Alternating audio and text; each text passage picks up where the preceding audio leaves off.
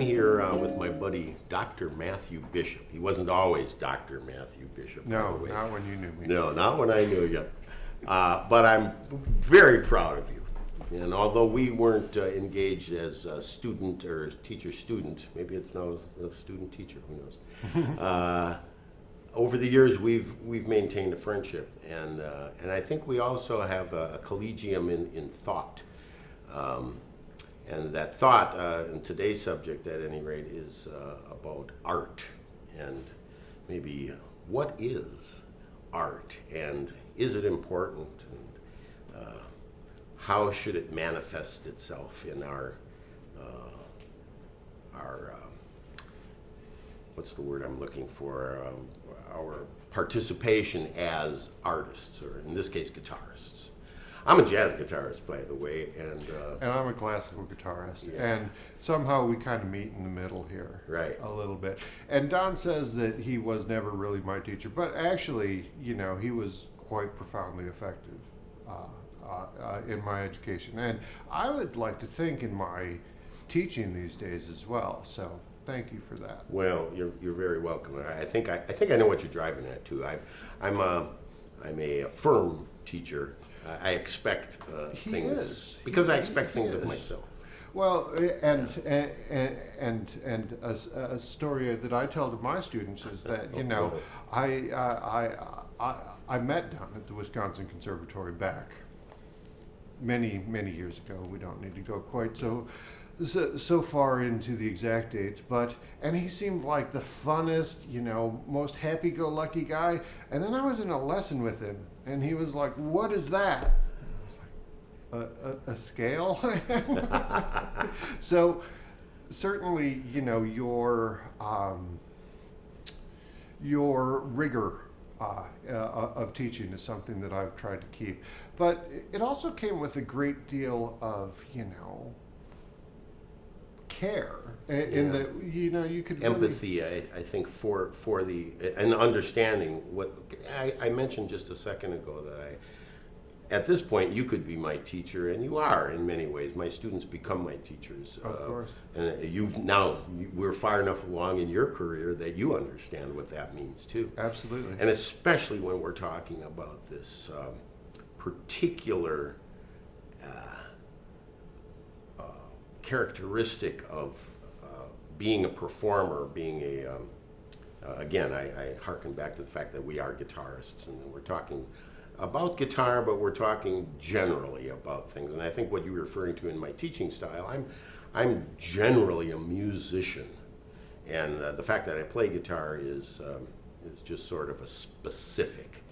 I'm really more concerned, and I think that's why we share this simpatico of idea. I'm mainly concerned with music, and I'm a little bit concerned about the state of music. Well, and the state of art, and that's what we're really here to talk about. There you go. So if you're seeing this on LCTV, Don also has a webpage on artistry and what it means to be an artist at donlinke.org, DONLINKE.org. .org. So check that out Yeah. too. This will probably be there as well. Cool. Yeah, absolutely. We'll put this on our website. We titled it "What Makes an Artist," and we by no means are trying to be pretentious about we're labeling the attributes that need to be in order to be art or to be an artist, but we're trying to make a pass at that. Yeah. I think that's what, right? I think we've let that go. Somehow the pop world has overtaken the art world in literally in definition.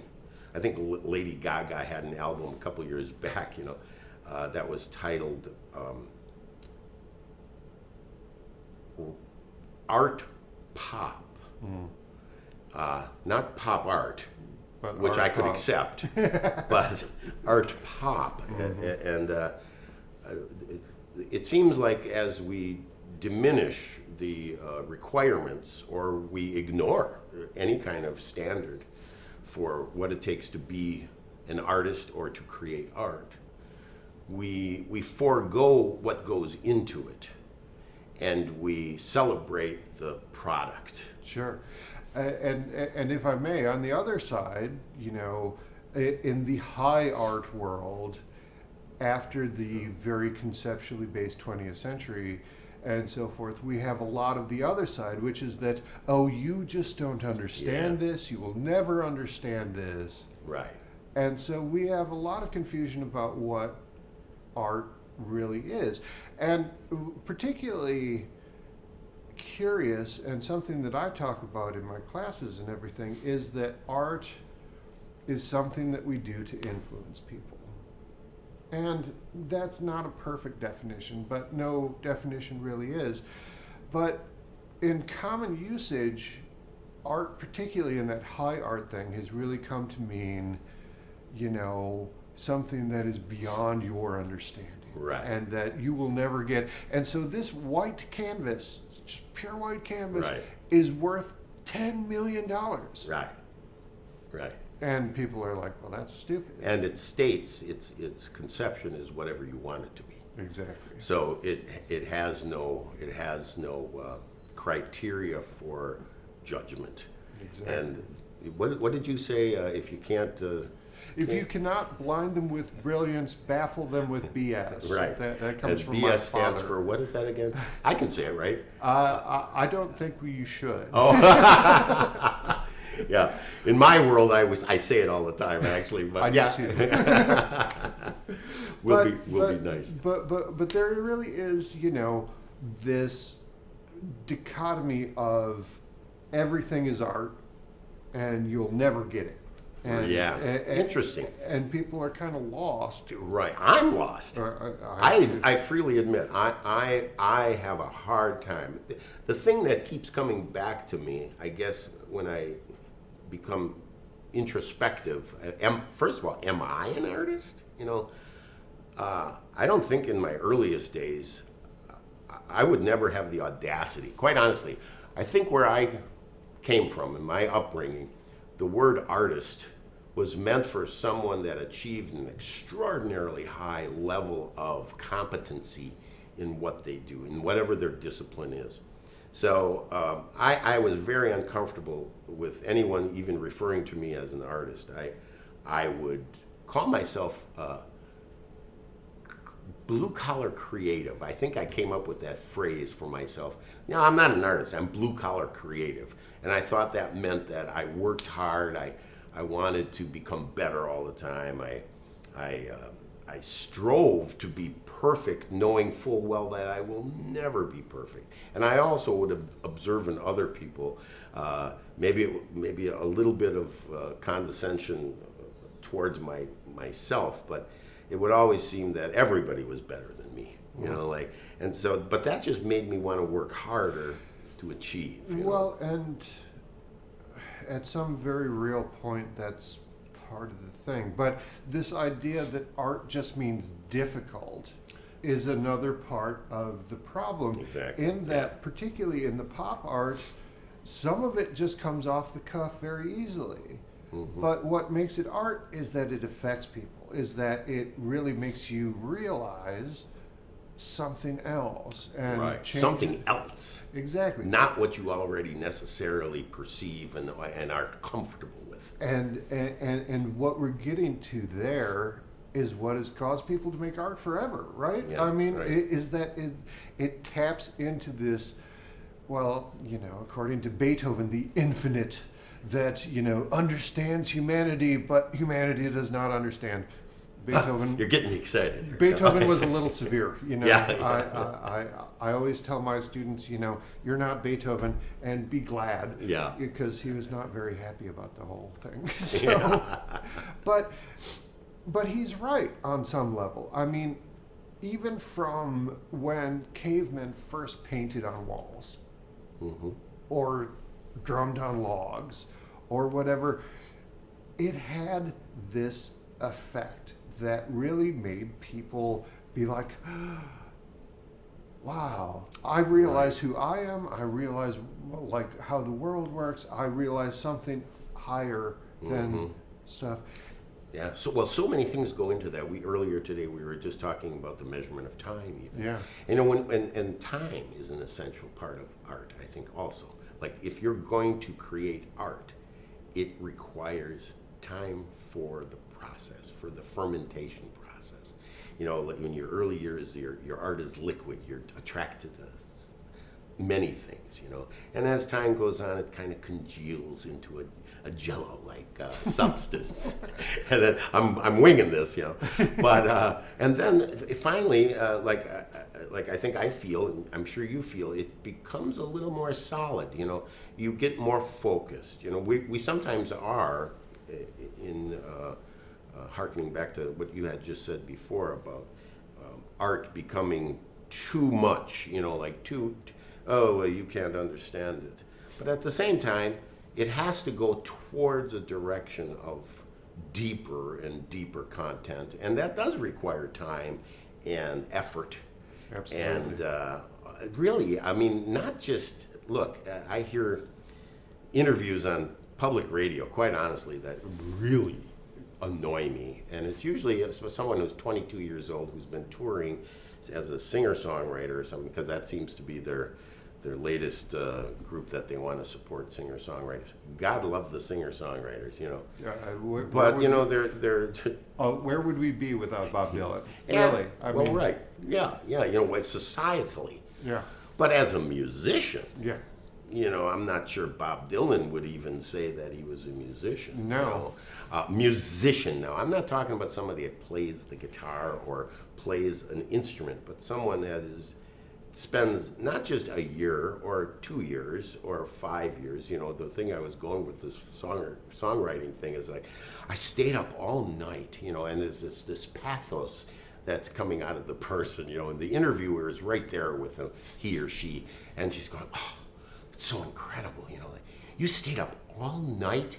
It took you all night long to create this song. That's wonderful. That's just amazingly. You're such a fine artist, you know. And I'm going like, Jesus. I mean, I've stayed up. I don't know, 5 years, you know, like to just sometimes get one Coltrane lick, you know, down under my fingers. You know? To do one measure of Bach. Yes, You know, there's a just prime hours example. and hours and Yeah. hours of, and just, well, you put this to me a long time ago. Learning to play the guitar is like beating your head against a wall. Yeah. And you beat and you beat and you Right. beat, and eventually the wall moves back a little bit. And then you said you have to step back up to the wall Right. and keep doing it. Right.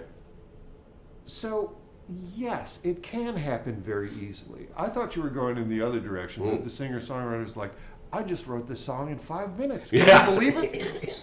Yes, I can believe yes, it. I can believe it. Yeah. But sometimes it happens that way, but not consistently. True. And you're talking about, you know, never feeling like an artist or something. When it kind of congeals, like you're talking about, then you're like, okay, this is me and this is what I do. And at that point, it's like maybe, you know, Right. maybe. And it goes off and on. Yeah, It depends on your mental state in the day. Well- you know, like well- how confident are you that day? You know. Julian Bream, the great classical guitarist who's from Britain. Lute also. Oh yes, the lute Or as the lute, well, yes. which is an old funky guitar, said, becoming a great guitar player is not a matter of making your best days better.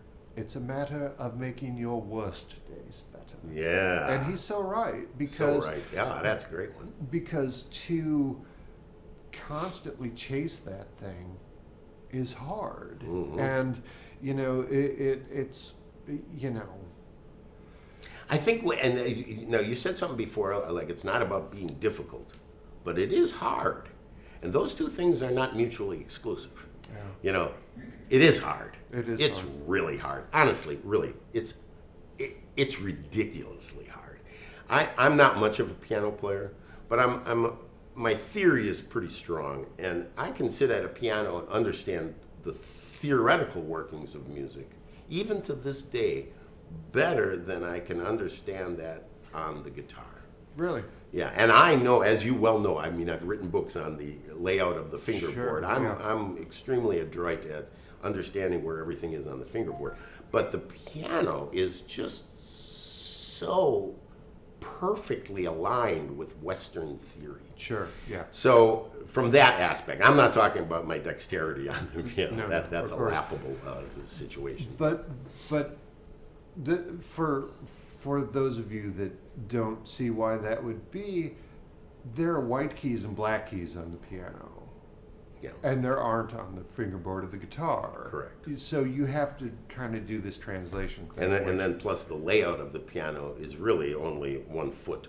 yeah, And just It repeat. just repeats, Yeah. you know, like so. Whereas the guitar, it completely reforms itself as you change intervallically up in thirds or until you reach the octave, you know, and it's you got to redo fingerings every single time, you know. So it's a much more difficult instrument. Okay, now that being said, that's our problem, right? Yeah. We're guitarists. We chose that, so we're screwed, you know, basically. but the understanding of music should be the pursuit. So if it takes more or if it takes less, that's not the issue. The issue is that it takes a lot of hard work. Absolutely, and if I could back up a little bit, you know, music of all of the arts, you know, painting, literature, dance, whatever, really hits us in the back of the brain, in that core emotional monkey brain kind Primitive, of like you were talking before. Absolutely, Right absolutely. right from the jump, that started to happen. And because of that, you know, the study of music and the attention and use of it, particularly in like religious settings and ceremonial events and that sort of thing, is really core to a lot of people's existence. Almost everybody's. Right. I mean, there are those very few people out there that are like, I don't like music, and Right. I don't understand that. But Right, yeah. but on some real level, you know, this art is needed. Hmm. And I think you're not just music, but the art side of music, which again, we're trying to pursue this definition, which we're not going to achieve here in this interview. We're not going to get there. But I guess my concern, and again, I would say that because I feel like we're so simpatico over the years, you know, that a lot of what I think is probably what you think, and we form our It's his fault. we form our phraseology a little bit differently. But you know, it's everybody enjoys pop music. I enjoy pop music. Sure. I love playing little riffs on the guitar that are the universal rock riffs and rhythm and blues riffs of my childhood. But you know, I also have grown as a musician over time. So my concern is that societally, you know, like the people of my generation are still listening to the Doobie Brothers. You know, like they if they're going to listen, like you said, like everybody loves, most people like music and want music in their life, but they also stagnate at about 18 years old. Sure. And whatever was their anarchy music at the time, you know, in my case, you know, I saw Zeppelin in 1969 for the first time. It changed my life, and I'll never forget it, and I'll always credit that with starting me out as a serious musician, even though I'm not doing that music anymore. Yeah. You know. But I have to touch back too on I know we're jumping around here quite a bit, but we knew this was going to happen. So, I think it's kind of fun. So at least I'm having fun. I'm having fun. Okay, too. all right. Let's keep going. Yeah. What? Maybe I could just put a question to you and see where we go with this. People need music, as you mentioned. You know, from the cavemen on. You know. Somebody boings a string, they tighten the string and they boing it, and you go, oh, you know. And then over time it gets a little bit organized, and maybe there's a couple of different pitches that they use, and it becomes a ceremonial event to go along with, you know, possibly a dance, or maybe a song. Or a prayer. Yes. Or Yeah. These connected again at its core to humanity. I mean, it's a little pretentious, but let's go with that. A little pretension. Good. You know, I all kind of extrapolating from that.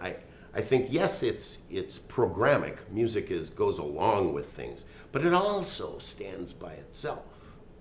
And I think this is where pop music comes into confrontation with art music. I got to tell you, you mentioned Dylan before. I have got a buddy.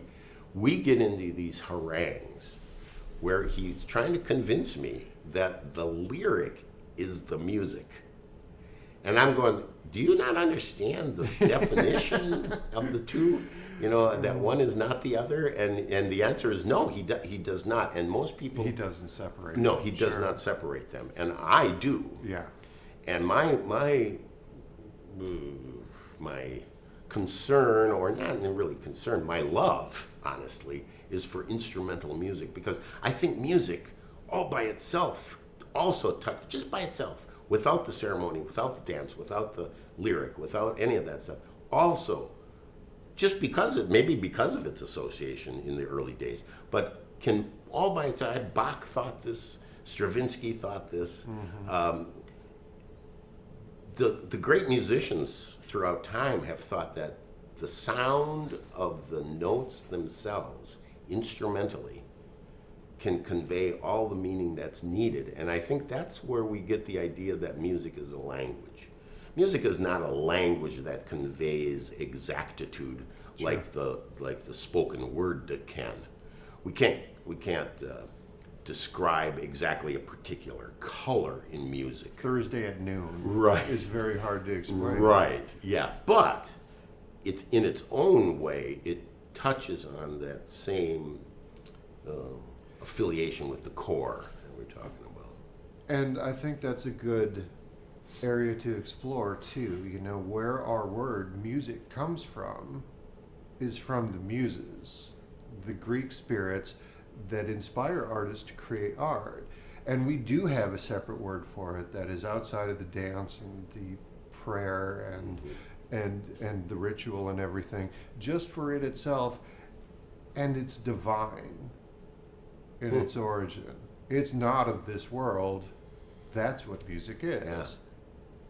It's the language of the other or something. Of the universe. And, Yeah. you know, I tell my students about this. Pythagoras, the triangle guy, you know, the famous triangle. the famous guy. triangle guy with the Pythagorean theorem, a squared plus b squared equals c squared, was not a mathematician in a dry and dead sort of sense. He was a guy who was looking for harmony in the universe and found it in numbers, Right. in the motion of the planets. He was a little wrong about that. Right. Putting the Earth in the middle of the Right, universe. yeah. That was It's a little problem. wrong. But in terms of music too, and he figures out frequency and harmony and all of this stuff with strings and weights. Yeah. Way before oscilloscopes and physics and, you know, Just all by of this stuff. observation, hearing and visual, but hearing. Yeah. And looking for harmony Yeah. and peace in the universe. And he says that this harmony exists in music, in the heavens, and inside of us. And three can communicate between each other. Yeah. Well, that maybe is why it does feel the way it does when you're achieving a high level of in performance. I know. I look, every performer, and whether it's a pop musician or if you're having a high experience, if you're there, Yeah. if everything is coming together, it does feel spiritual. There's no question about that. And it's very hard to say, I'm an artist, but we reach for that. And what that even is has to change as we Yeah. advance as well, which is what pushes the art forward, which causes other things to happen. So how did we get into the mess that we're in? Yeah, You know, I don't know. If Bach was so into it, if Beethoven was so into it, if Stravinsky was so into it, why the mess? Well, it's partially recording.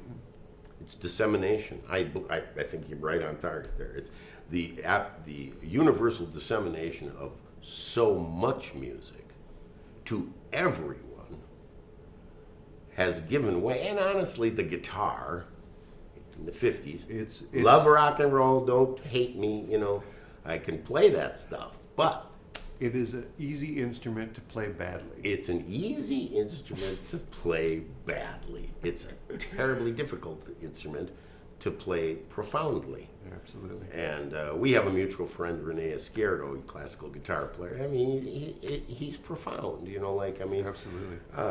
he's one in a million, really. And I use him because for us as advanced players, we can look at someone who is mind-blowingly advanced and say, that's how I want to play. Yeah, well, and you know, it's hard to judge yourself, Yeah. right? I mean, Right. who is it? Lacan or somebody like that, who says we don't view ourselves, we look at other people looking at us, and judge our opinions about ourselves from that. Yeah. But you know, Jimi Hendrix, rock guitarist, transcendent rock guitarist, Right. would made the comment once, oh, you go to these shows and see all these guitarists who are so good. It's like, Yeah. Don't you know who you are? Yeah, right. Yeah. like, have you Yeah. heard yourself? Yeah. Yeah. But maybe we don't understand ourselves either. So it's easier to see what we're searching for in someone else who seems to achieve it. Back to recording for a Yeah, second. yeah, yeah. though. Good. We got off track there. a I little bit. think that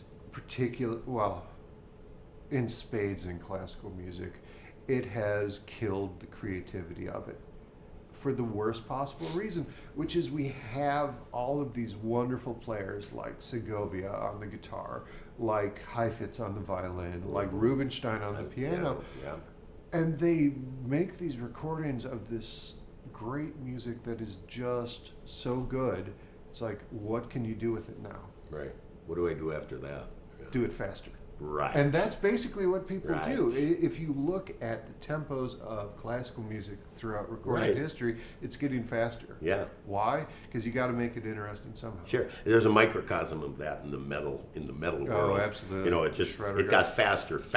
You know, and I had a great teacher in college, Margaret Hawkins. Do you remember her? She was a conductor of the name, conservatory yeah. choir. You Yeah, know, yeah. They toured the world. You know, Carnegie Hall 20 times. You know, Huh. she was a brilliant woman, and she called it in our class. I forget what the name of that convocation. I think it was a class that she taught, and she had the word was mannerism. You know, you achieve a certain grand level of something, and then really the only thing to do with it is to exaggerate it. You know, so it's not really new. It's just more flamboyant. You know? And you know, like we in our own playing have found, it's got to be new. It has to be you. It has to be that liquid to plastic to solid thing that you talked about for yourself. You mean Jello? Jello. Sorry, sorry, not plastic. Jello. I like plastic better. Because if it doesn't have that, it doesn't work. And pop music is having the same problem now. Mm-hmm.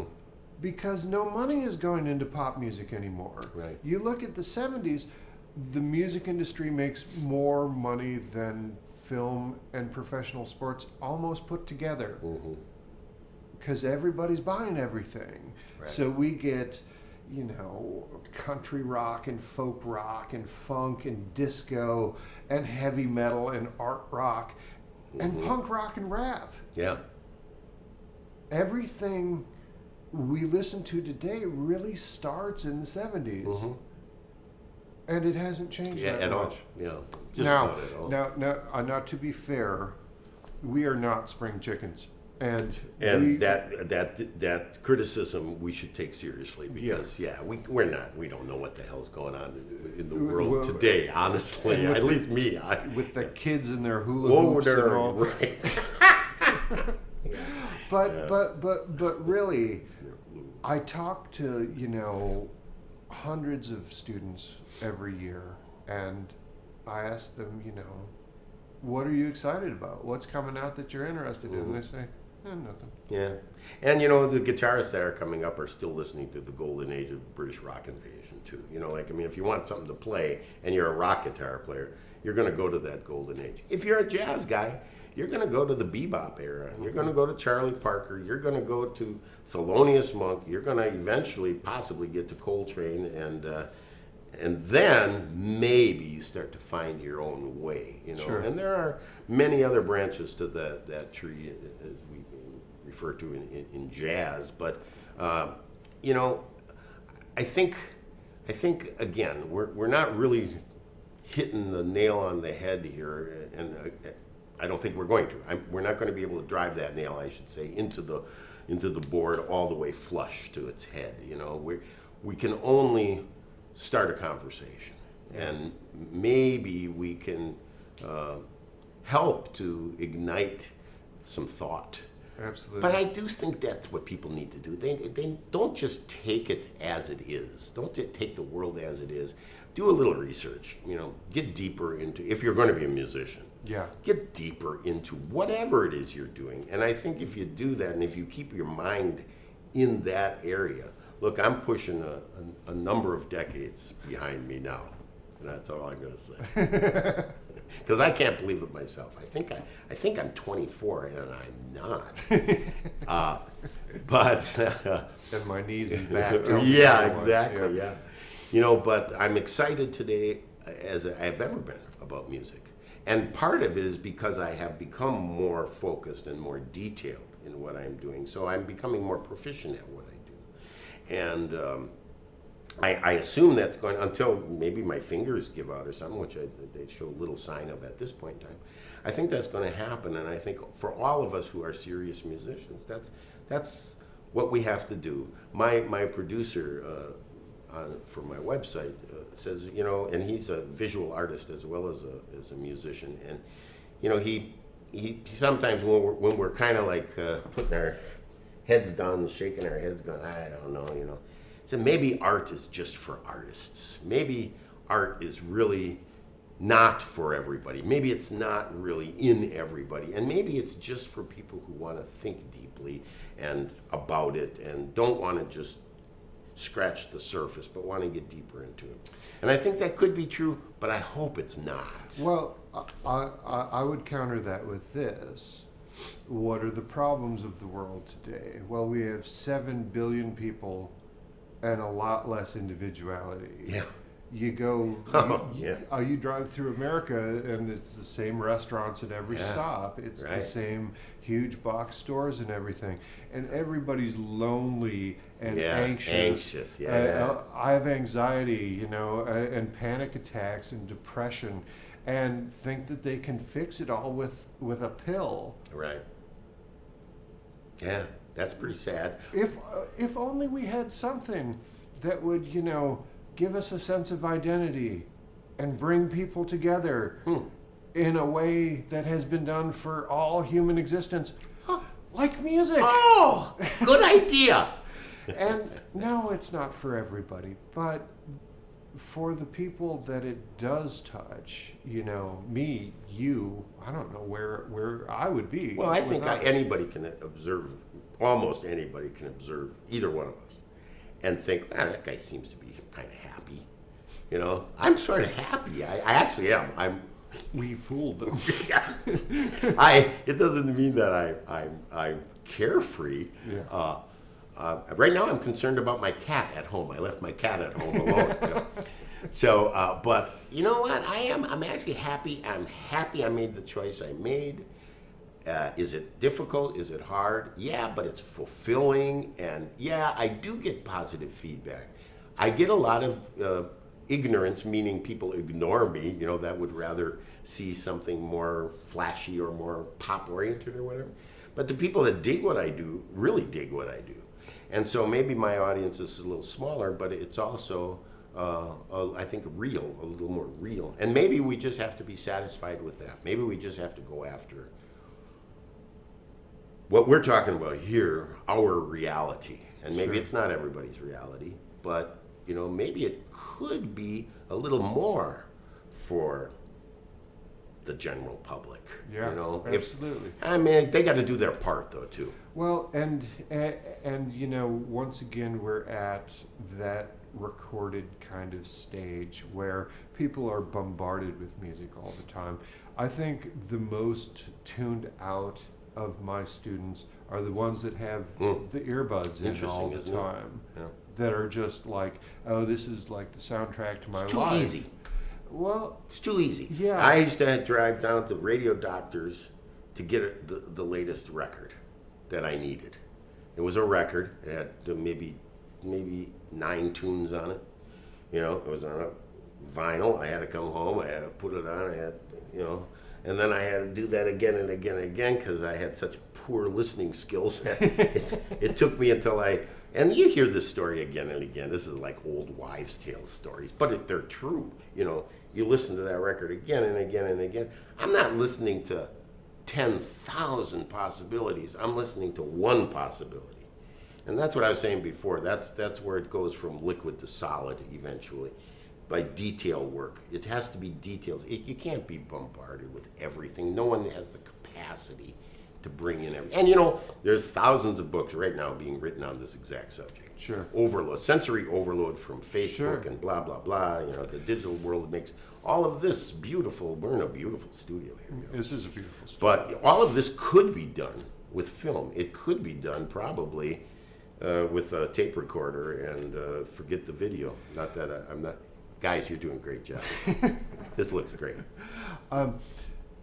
But I think the technology is also part of the cure, Could be. in that, you know, things will get to be less overwhelming and more seamless. Well, if we catch up, if our ability to process catches up, Sure, but if it doesn't catch up, it's just getting faster. sure. So if, But you know.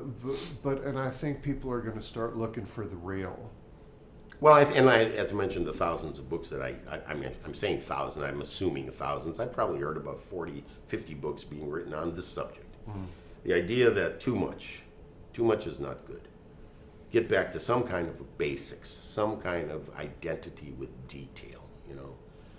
And, you know, if that happens, fantastic. I'm working towards that and trying to convince people that it's a good thing to not worry about the rest of the world constantly. Sure, And the rest of the world being all of that input. sure. Social media and you know. And too much music, too much variety, not variety of style of music, but too many different artists, quote unquote. to the point that you don't really listen Yeah, to you're any not of it. listening to anything. And you know, I think live music really has a great deal of appeal going into the future, particularly, you know, old acoustic, actual physical sound, as opposed to, you know, listening to stuff over your phone. Isn't it funny what's happened to fidelity in terms of recording? We've gone from these super expensive high fidelity recording systems to here, listen to this on So my phone. compressed. Yeah, That it's not even real. So you go from audiophile, person that can actually just has some kind of discretion or some kind of ability to hear variation in frequency levels, to the people who are hearing loudness. yeah. You know, it's just loudness so that it kind of works out of an earbud. These are all, again, we're kind of going over and over the same things, but I think we could probably almost wrap this up with I think the so, idea too. that, you know, I'm concerned, you're concerned, but concern isn't, we're not, you know, trying to make ourselves or anyone else who's interested in art better than. It's not that at all. It's like, let's just have a good, decent mix of the level that it takes to be an artist. I think I say in our manifesto, we have a manifesto. We were thinking about calling it a mission statement, but we thought it was a little bit more like, call it a manifesto. And we haven't been investigated by the FBI as far as I know at this point in time. Yet. Yeah. But, you know, we're saying, you know, it's got to have a standard. You got to have some kind of standard. So if your students come to you, you know, I of course, I taught college for 38 years, you know, and I had some wonderful students and some not so wonderful students, you know, but it was up to me to make the judgment and to push. And if someone doesn't want to, well, that's fine. But if you're going to pursue it, you got to be serious about it. You got to get deep into it. And you got to. It's a discipline. It's discipline. It's not passion. I'm sorry. You know, passion is the beginning of it. It's great to have those sensations. Those I love music. Music is me. You know. Yeah, I know. But are you willing to practice 8 hours a day for 25 years? To look for that thing that takes you beyond. Right. To look for that thing that reaches for the other side, that is the art Yeah. that you're willing There you go. to dedicate your life to chase. I think you just said it. Good stuff. Yeah.